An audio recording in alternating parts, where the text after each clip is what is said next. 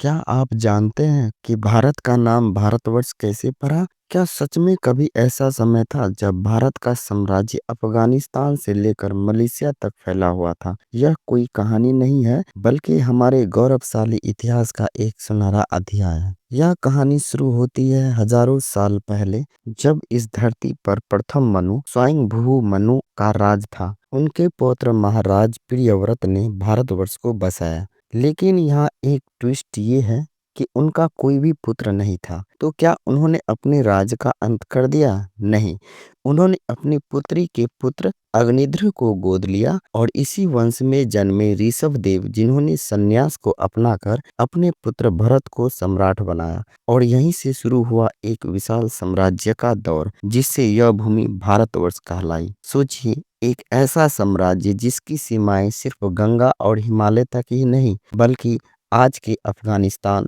Pakistan, Uzbekistan, Tajikistan, फारस, Thailand, Indonesia और Malaysia तक फैली हुई थी। आज के नक्शे में इसे देखेंगे तो आप हैरान रह जाएंगे। यह सिर्फ एक देश नहीं, बल्कि एक महाद्वीप जैसा था। भरत एक राजा नहीं थे, बल्कि चक्रवर्ती सम्राट थे। यानी वह सम्राट जिनकी सत्ता को कोई चुनौती नहीं दे सकता था। उन्होंने अपने शौर्य से समस्त भारतीय उपमहाद्वीप को एक छत्र के नीचे ला दिया। उनकी प्रजा उन्हें भगवान की तरह पूजती थी और उनके काल में भारतवर्ष में ज्ञान, संस्कृति और शक्ति का अद्भुत समावेश था। लेकिन अफसोस की बात यह है कि आज हम में से बहुत कम लोग इस इतिहास को जानते हैं। क्या आपको पहले पता था कि भारत का नाम एक महान सम्राट के नाम पर पड़ा है? हमें गर्व करना चाहिए कि हम उसी महान धरती के वंशज हैं, जिसकी गाथाएं वेदों, पुराणों और महाकाव्यों में दर्ज हैं।